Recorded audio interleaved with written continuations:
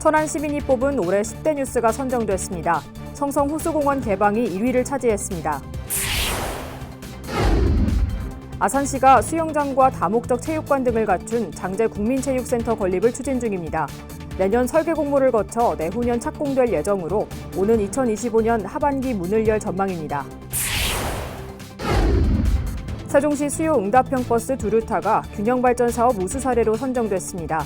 마을별 특성에 맞는 운영 방식 개발과 교통약자를 고려한 편의시설 도입이 높은 점수를 받았습니다.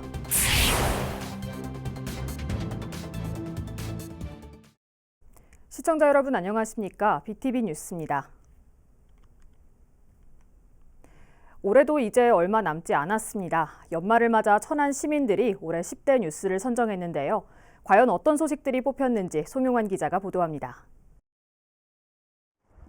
천안 시민들은 성성 호수공원 개방을 올해의 가장 큰 뉴스로 선정했습니다. 지난 4월에 문을 연 성성 호수공원은 수질 개선과 함께 생태 탐방로와 생태 체험숲 등을 조성해 도심 속 휴식 공간으로 거듭났습니다. 두 번째 뉴스는 천안 사랑카드 택시요금 결제 시행입니다. 천안시는 지난 10월부터 택시요금에도 천안 사랑카드 10% 캐시백을 적용했는데요. 가계 부담은 줄이고 택시 활성화엔 기여했다는 평가를 받고 있습니다. 세 번째로 꼽힌 뉴스는 지난 3월 도입한 천안형 환승 할인제입니다.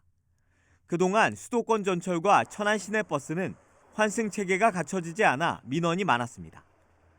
실제로 환승제 도입 이후 시내버스 요금에 대한 불만이 크게 감소하고 대중교통 이용률도 높아졌습니다. 이 밖에 베리베리 빵빵데이와 로컬푸드 매장 오픈, 천안 흥타령 춤축제 대명 개최 등도 순위권에 이름을 올렸습니다. 이번 설문조사는 지난달 21일부터 이달 4일까지 시 홈페이지에서 실시했고 3,579명이 참여했습니다. BTV 뉴스 송용환입니다.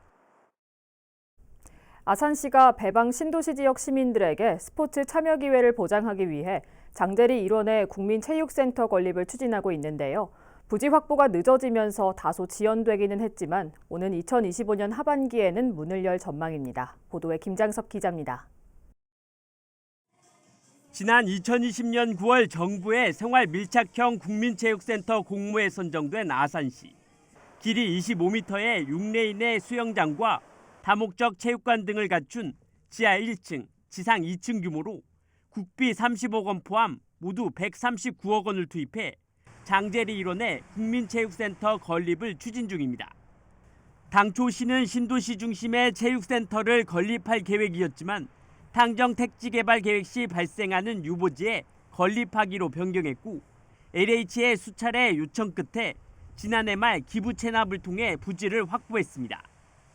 현재는 해당 부지가 근린공원 조성 지역인 만큼 체육센터를 지을 수 있도록 행정 절차를 수행하고 있는 상황.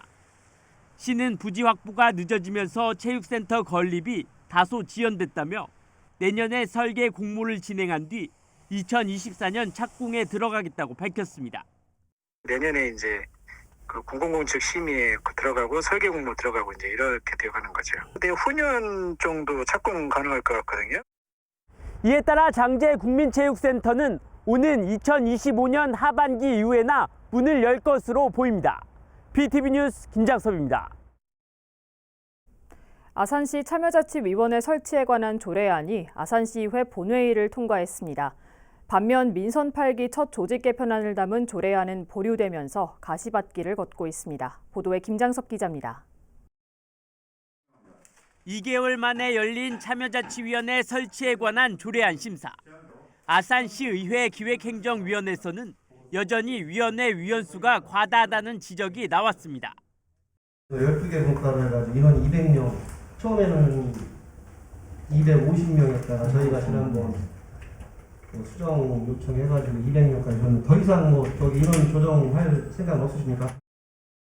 명목상만 있는 거지 정말 이게 있어야 되는가에 대해서 저는 의구심을 가질 수가 없습니다. 이에 상임위원회는 당초 원안보다 100명 가까이 줄어든 162명으로 수정에 가결했습니다.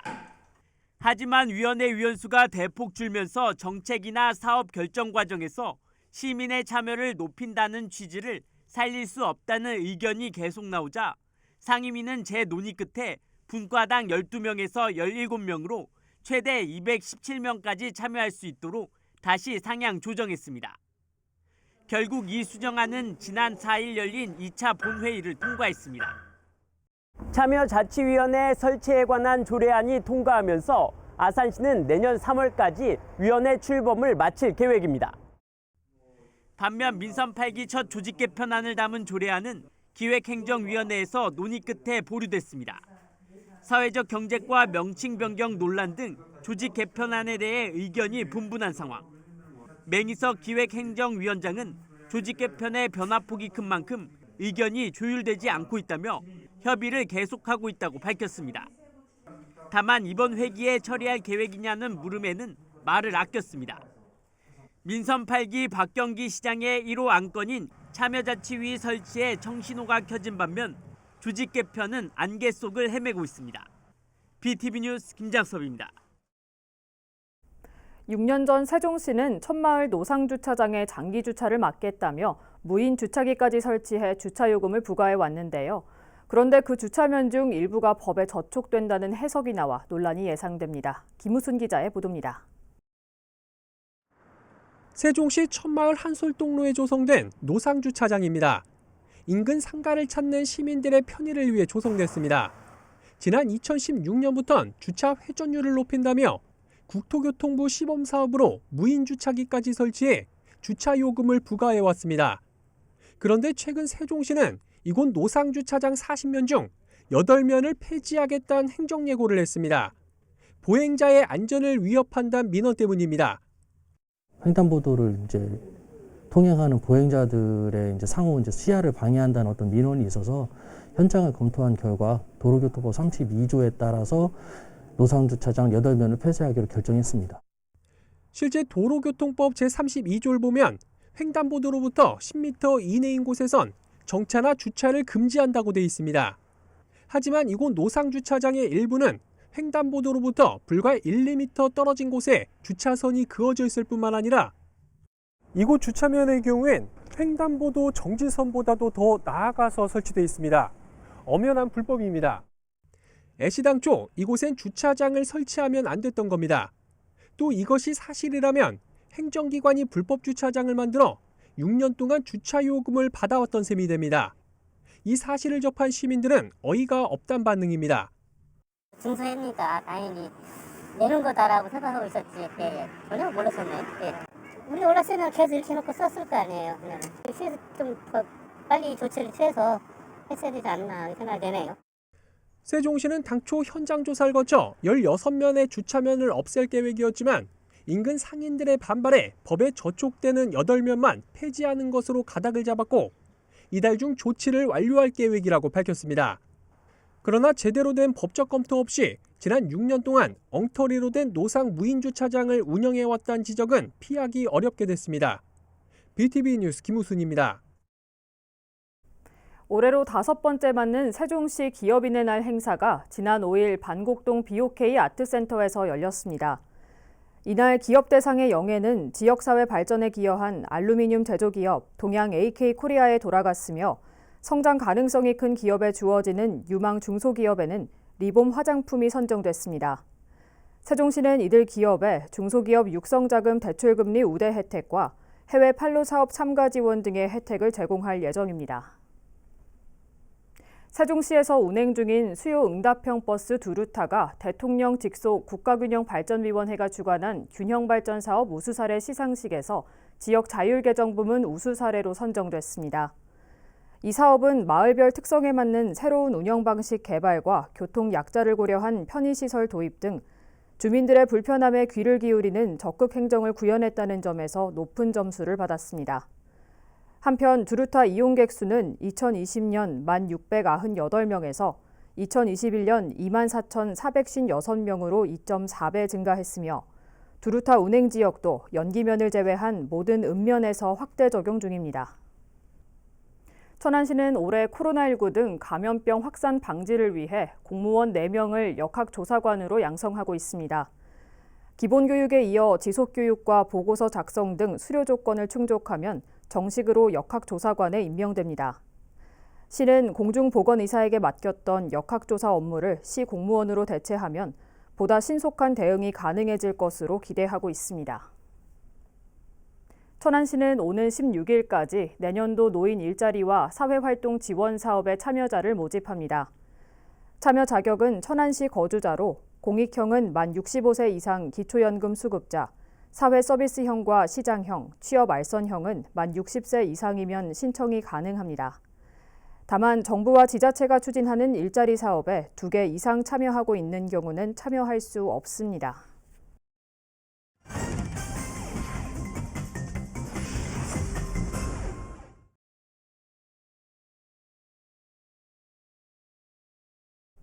우리 지역 시의원이 본회의에서 한 5분 발언을 들어봅니다. 오늘은 세종시 도담동을 지역구로 두고 있는 최원석 의원인데요. 상권 활성화를 위한 천변 5개 영업 허용에 대한 제안 직접 들어보겠습니다. 본 의원은 오늘 상권 활성화를 위한 천변 5개 영업 허용에 대한 제안을 하고자 이 자리에 섰습니다. 세종시 상가 공실률은 전국 최고 수준으로 지역 경제 악화에 큰 영향을 미치고 있음을 모두 알고 계실 것입니다. 22년 기준 동지역 평균 공실률은 30.5%로 전국 평균치인 13.2%의 2배를 넘어서고 있습니다. 우리 시는 상권 침체를 해소하고자 지난 10월 상가공실 해법으로 업종 제한 완화를 위한 지구 단위 계획을 변경을 고시했고 상가 전면공지 5개 영업 허용도 검토 중에 있습니다. 하지만 상가 공실률 전국 최고라는 오명은 벗어나지 못하고 있어 보다 새롭고 적극적인 대안이 필요한 상황입니다. 이에 본 의원은 세종시 곳곳에 위치한 천변 인접 상가에 주목했습니다. 제 지역구인 도담동에도 방축천이 흐르고 이를 바라보는 상업시설이 다수 위치해 있습니다. BRT역과 공동주택단지 사이에 있어 유동인구가 많고 천변에 아름다운 풍경을 즐길 수 있는 이점을 가졌음에도 텅텅 빈 상가를 쉽게 볼 수 있습니다. 충분히 경쟁력 있는 상권으로 성장할 수 있다고 판단되지만 좀처럼 상권 침체를 벗어나지 못하고 있습니다. 이곳 상인들은 매출 증대를 위해 봄, 여름, 가을 5개 영업을 시도하기도 합니다. 하지만 우리 시내에서 공공공간을 점유한 5개 영업은 불법이므로 단속 대상입니다. 저는 이러한 상황을 보고 5개 영업이 활발히 이루어지는 서울로 사익길과 용인 보정동 카페거리, 파리의 노천 카페 등을 떠올리며 우리 시에서의 실현 가능성을 생각해 보았습니다. 현재 식품접객업을 대상으로 5개 영업 활동을 규정하고 있는 근거법에는 식품위생법이 있습니다. 식품위생법 시행규칙 제36조 별표 14에서는 관광진흥법과 연관된 5개 영업 활동을 허용하고 있으며 동시에 지자체의 다양한 정책을 지원하고 있습니다. 특히 식품접객업소 공통시설 기준의 적용 특례에서는 지자체장이 별도로 지정하는 장소에서 휴게 음식점, 일반 음식점 등을 하려는 경우 공통시설 기준에도 불구하고 지자체가 시설 기준을 따로 정할 수 있다고 규정하고 있습니다. 우리 시도 지역경제 활성화 차원에서 필요성과 타당성을 검토해 보도, 도로, 광장 등과 같은 공공소유 공간에서의 식품접객업 5개 영업을 허용할 수 있음을 의미합니다. 이를 적용한 국내 사례로는 서울시가 대표적이며 2015년 민생경제 살리기 일환으로 5개 자치구에서 5개 영업을 허용하고 을지로 노가리 호프골목, 상봉동 먹자 골목 등을 조성해 지역상권 활성화 목적을 달성했습니다. 법적인 운영 지침은 마련되어 있지 않으나 자체적으로 허용 위치와 운영 시간, 도로 점용료를 부과하고 있습니다. 도시의 문화적 특성을 반영해 독자적이면서도 체계적으로 5개 영업을 관리하고 있는 해외 사례도 있습니다. 뉴욕, 파리, 토론토에서는 이미 오래전 공공소유 공간에서의 5개 영업이 가로의 공공성 및 경관 향상, 사회적 교류 증진, 지역경제 활성화의 잠재력을 지니고 있음을 인지해 민간의 5개 영업을 허용했고 공공성도 구현하고 있습니다. 동시에 공공용지 본래의 기능 유지와 사적인 5개 영업으로 인한 부정적 외부 효과 제어 그리고 수익의 일부를 공공재정에 환수해 도시환경관리 예산으로 활용하는 원칙을 마련해 준수하도록 하고 있습니다. 본 위원은 법 제도적 현황과 국내외 사례를 살펴보며 우리시 공공용지에서의 5개 영업 허용을 통한 상권 활성화 가능성을 확인했습니다. 제도 시행으로 인한 부정적 외부 효과가 우려될 수 있으나 사례를 토대로 지침을 마련하고 이를 준수하도록 시범 적용해 시행할 수 있습니다. 현 제도상 어렵다는 소극적인 입장만 고수하기에는 우리시 상가공실과 상권 침체 문제가 심각합니다. 본 의원이 제안한 사항들을 적극 검토해 주실 것을 당부드리며 지역경제 활성화를 위한 또 하나의 대안을 마련해 주시기 바랍니다. 끝까지 경청해 주셔서 감사합니다.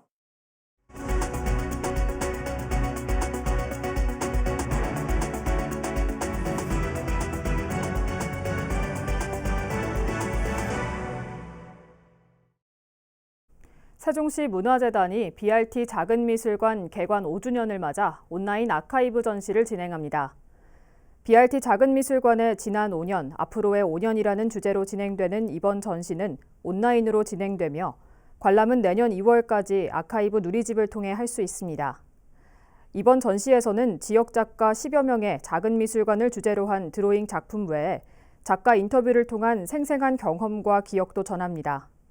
한편 지난 5년간 BRT 작은 미술관을 거쳐간 예술인은 366명, 관람객은 28,579명에 이릅니다. 훈민정음의 창제 원리와 문자 체계 등이 담겨 있는 훈민정음 해례본을 직접 눈으로 살펴볼 수 있는 전시회가 세종에서 열립니다. 세종시는 오는 12일부터 23일까지 시청 1층 로비에서 국보 제70호로 지정돼 있는 훈민정음 해례본과 의례본을 필사해 만든 근분사경 작품 2점을 전시한다고 밝혔습니다. 이번 전시회는 훈민정음 해례본 국보 지정 60주년을 맞아 한글 작품 전시를 통해 한글의 소중함과 우수성, 그리고 세종대왕의 애민정신을 알리기 위해 마련됐습니다. 국립세족수목원이 회원 10,000명 달성을 기념해 이달 말까지 회원 동반 일반 관람객을 대상으로 무료 입장 서비스를 제공합니다. 이에 따라 회원 1인당 하루 최대 5명까지 동반 입장이 가능합니다.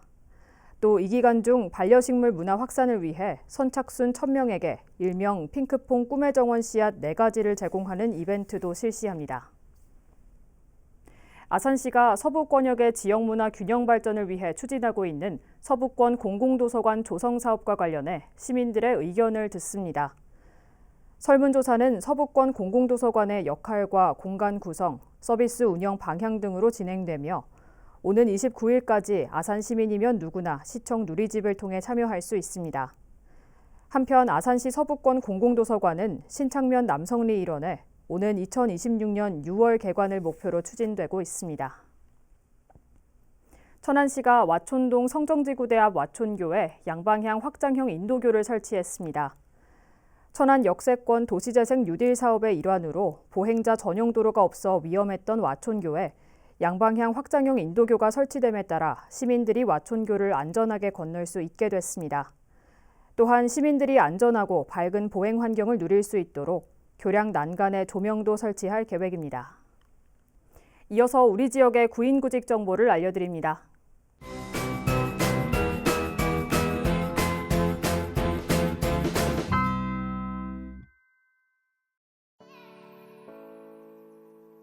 서원전자에서 플라스틱 제품 조립 업무를 담당할 직원 2명을 채용합니다. 직접 방문하거나 팩스로 지원 가능하며 문의사항은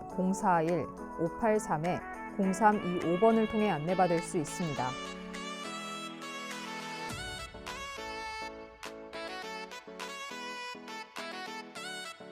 주식회사 에버코스에서 필름지 생산 업무를 담당할 직원 5명을 채용합니다. 팩스 또는 이메일로 지원 가능하며 문의사항은 041-572-5532번을 통해 안내받을 수 있습니다.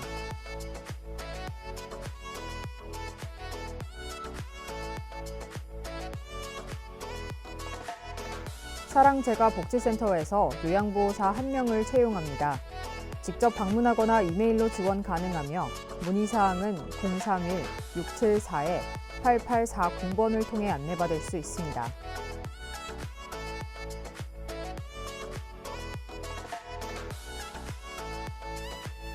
JCF에서 입출고 및 생산관리 업무를 담당할 직원 1명을 채용합니다.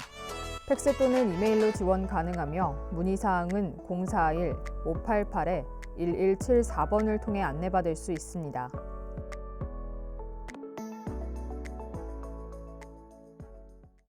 이상으로 BTV 뉴스를 마칩니다. 시청해주신 여러분 고맙습니다.